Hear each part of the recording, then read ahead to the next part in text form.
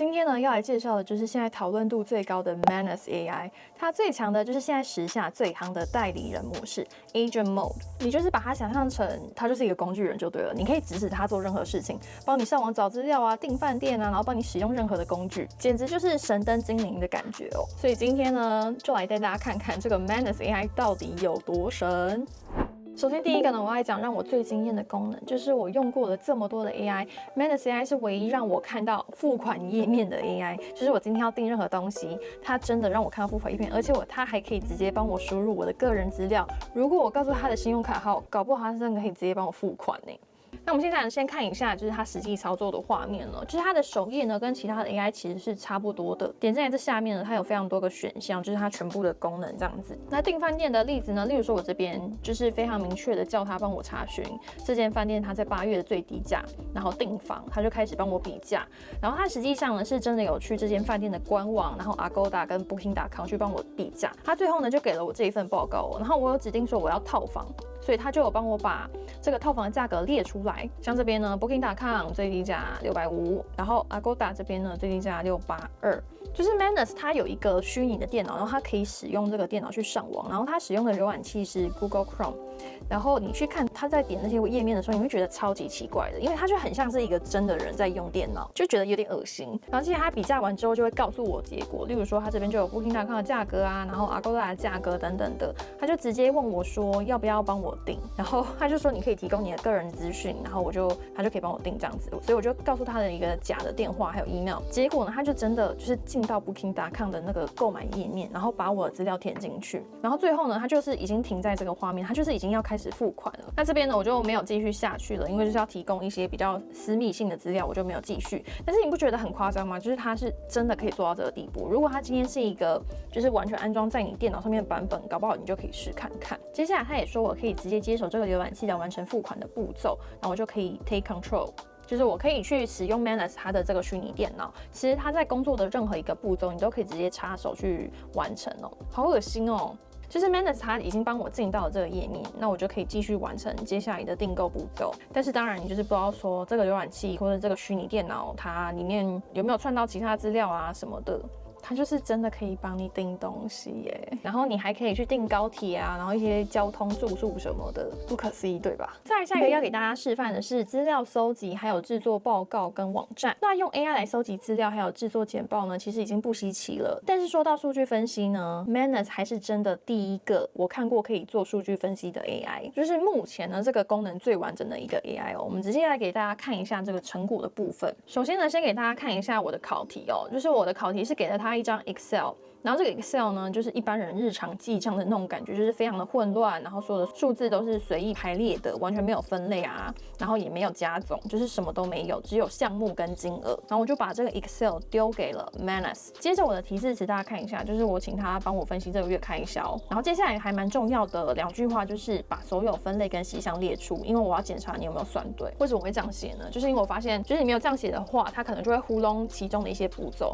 然后我这样子写之后，它就是真的非常的详细，所以有的时候你发现它可能出现幻觉，或者是它的结果，你会去怀疑说它里面到底有没有算对的时候，你就可以把你的提示词，把这些疑虑的部分也一并的弄清楚，它是真的可以做到，但是你要非常详细精确的要求它，就是把里面的细项全部都列出来。来给大家看一下这个成果哦，它成果呢给了我2张图片跟2个档案，来看一下它给我的这个开销报告。我这边呢也稍微的把我原本的 Excel 做了一个加总，来对一下数字哦。就是首先他说我总开销是103697，然后答案是对的。然后接下来呢，这个项目啊，然后平均全部都答对。接下来他就开始进行分析了。好，来看一下，他就直接帮我们做这个分类排名，就是哪一个分类我用的最多的金额，最多的是水电瓦斯，因为里面包含了租金。然后你再往下滑，然后每一个细项的列表都全部列出来。那我有帮大家验证过，就是它里面算的都真的是对。我觉得这点非常的重要，就是你一定要叫他把那个细节全部列出来，或者是你今天要做报告什么的，你就是要他把那个资料来源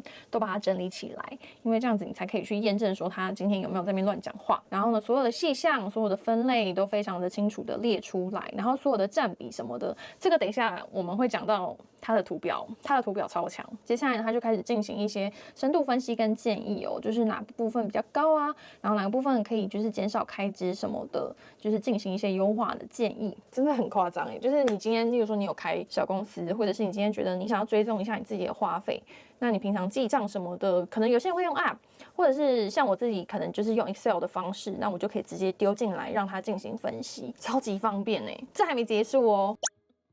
我们要进到最夸张的地方，就是呢，我叫他帮我制作简报，就是把我们刚刚的这个分析报告做成简报，然后他就做了这个报告给我，给大家看一下。这边是总览概要，然后接下来就有非常多精美的图表，而且这些呢都是按照刚才他算出来的一些比例，然后直接把它列出来。这边还有各开销的金额，你就可以非常明显的看出来说，你今天就是水电瓦斯房租占最高的比例。如果你今天想要省钱，就是可以去看比较高的比例，就是一目了然的那种感觉。然后接下来呢是前10最高开销。他就直接这样子列出来，他还进行了我们的消费行为分析哦，就是外食比较多，然后社交支出分析，这个真的很赞哎，你就知道说你的钱到底花在哪边，然后最后呢还有优化建议，就是说哪边可以减少的，直接帮你列出来，或者是理财建议啊什么的，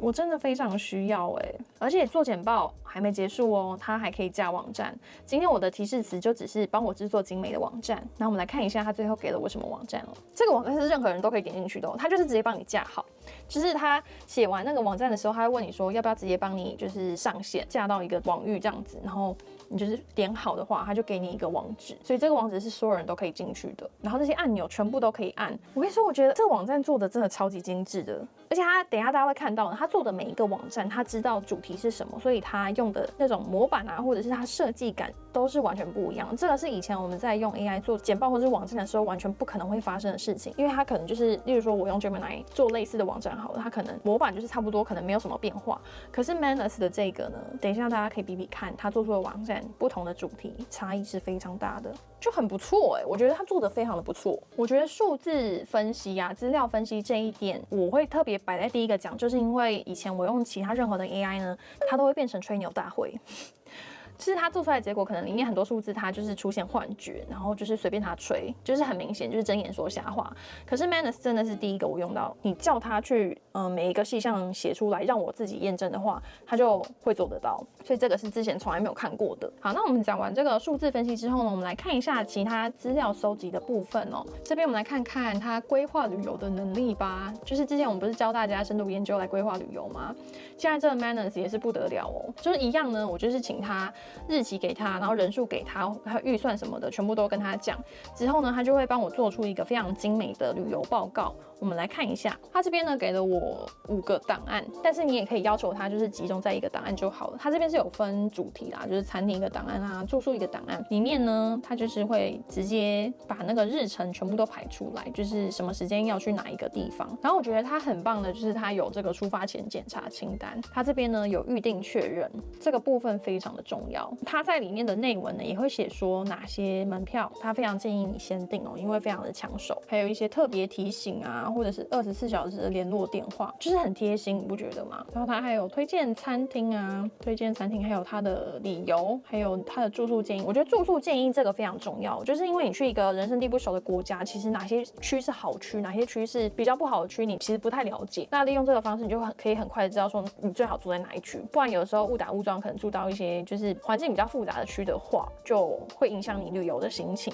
然后里面呢还有一些旅游的基本资讯。那这些收集完之后呢，你还可以继续要他做其他的步骤，例如说我就要他做一份精美的简报。我们来看一下这份简报跟刚刚的那个预算分析的报告差在哪边哦。来看一下这个报告，这个 Manus 呢，他很强，就是他抓图片能力也是真的蛮强的。就是你会发现其他 AI 可能因为版权的问题，他就不太敢去抓，例如说 Google 图片啊什么的。不过这个 Manus 他也没有说你可以商用啦，就是仅供个人参考的一些图片，就他抓图片是真的是准的。然后里面呢就是开始介绍你们的旅游规划，这个东西就是旅游提案的时候都非常的好用，然后一些时间表啊，你有没有发现就是它这个简报的那种感觉又跟刚才的完全不一样了。Manus 它就是在图表这些设计非常的厉害，就大家看看它这种设计的排版，我觉得都是非常的精致。然后再来下一个例子要来带大家看，就是新闻搜集的部分哦。Manus 呢，它也有一个定时任务的功能，就是你可以按这个 schedule， 然后里面它就会让你设定时间，它就可以在例如说每一天的某一个时间呢，立刻开始自动帮你搜集新闻等等的。那例如说我们现在看到的这个呢，是我请他帮我在 X 平台上面的美国科技媒体搜集新闻报告。就是我发现一件事情，就是你的来源你必须要标清楚，就是例如说你今天资讯来源你希望是美国主流媒体，还是欧洲主流媒体，还是台湾的哪一个媒体，你都要讲清楚。如果你没有讲清楚的话，他可能就会去一些很奇怪的网站，例如说维基百科啊，或者是一些什么协会的网站啊，那种协会网站不是有时候会贴新闻吗？他就会去那种地方，就是你会有点怀疑那个来源，因为它的来源一定是也是抄，例如说外媒的新闻嘛。那你想要精确的话，就是请他找美国科技媒体之类的，然后就请他帮我搜集过去24个小时的热门新闻媒体，然后这边呢他就帮我全部的写出来。但我觉得这个他收集的都是准的，就是真的都是过去24小时，而且里面有一些新闻呢是我真的看得非常的有感的，因为我发现这句话也很重要，就是大众有兴趣的新闻，就是你不加这句话的话，那个新闻跟你有点距离。例如说什么美国创投公司又募了多少亿，这些事情跟我有什么关系啊？但是如果你今天加了这句话的话，里面的新闻你都会比较有感。例如说我看到有一个新闻是 Pixel 的，我找一下，等一下我先解释一下它的整个报告的架构，就是它每一个主题它都会分出来。例如说这边是手机技术跟5G， 或者是企业动向这类的分类，它都是全部分出来。然后我那时候在看报告很有感，就是这个 Google 解决 Pixel 10泄露问题，就是这2天大家都在发说，那个 Pixel 10要在8月21号发表了。看到了这个新闻，我才发现他们直接把那个手机的照片就是放在那个邀请函上面。我还没看到这个新闻的时候，我还没有发现说他们就是直接把它放上去了，因为通常手机都不会把整个样子就是直接放上去嘛。那他们这次呢，可能就是为了直接阻止一些爆料啊什么的问题，所以就直接把他们的手机放在上面。所以我就想说，哇，看这个新闻其实也是真的对我来说帮助还蛮大的。原来有这样子的小细节我没有发现。另外这份报告也有提到我个人非常有兴趣的，就是特斯拉开了一间餐厅，然后我把这件事情当成了做一份新闻报告的指标。这则新闻它不是一个主流的新闻，可是大家会想要知道，而且觉得有点酷的新闻。我就是在试说我到底要下什么提示词，它才会跑出这一则新闻，然后真的让我试出来了。所以这个提示词我自己会好好的记得。你这样子以后24小时定时任务跑出来的新闻，都会是你最有感的新闻这样子。所以大家如果有在其他 AI 或者在上面试这个定时任务的话，就是也可以试看看这种做法，就是怎么讲反下指令的那种感觉哦。这边来看一下他帮我做的简报，就是新闻的简报，就是有目录啊，然后有配一些图。然后有没有发现他真的很爱做图表，就是各种图表啊，然后各种数字。再来最后一个，在资料分析，我们要看的是一个我自己小小的实验哦，就是我请他帮我介绍一下2025纯电 CLA， 然后介绍完之后呢，我叫他帮我做简报还有网站。我们来看一下他做出来的这个网站，很夸张欸。这个网站就是整个超级精美的，你不觉得就很像什么就是大厂牌会做出来的网站吗？虽然说后面这个图片好像是他自己生成还是什么，就是CLA 不是真的长这个样子，就是车头有点不一样，但是它整个排版就是非常的好看。然后你就是往下滑，它这些数字都帮你排好了。不过这边呢，它虽然可能数据什么可能是对，可是它这个图片配的是错的。下面竟然还有这个预约试驾，会不会太贴心了？在下面一个我们要讲的主题是影片生成。最近影片生成最红的就是 Google Gemini 的 Veo3。Veo3 它有一个非常大的特色，就是它的影片是有声音的，比较绘声绘色那种感觉。然后呢 Manus AI 他们的影片生成串的就是 Veo3，所以它影片生成超强。就是大家会把那个 Sora 跟 Veo3拿来比较，你就可以想象说那个地位是多高。我们先来看一下第一个范例，就是我请他帮我生成一个太空人在土星环漂浮的影片，然后很远的拍摄，就这么简单的一句话哦。然后我们来看一下它的这个成果。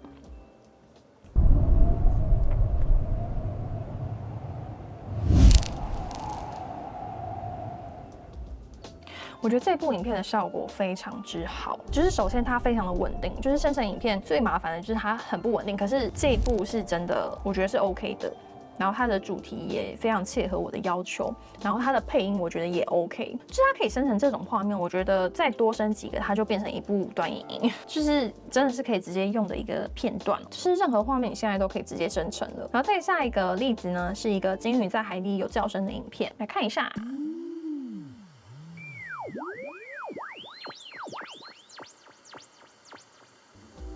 的鲸鱼的叫声是比较高亢一点啦。不过我觉得这一部的声音跟影片已经算是结合的还不错了，就是海底世界，简单的海底世界这样子，它其实就已经是可以使用的一个片花。然后呢，它每一个生成的影片都有8秒，画质是有720。好，再来下一个例子呢，我觉得很好笑，大家可以直接看。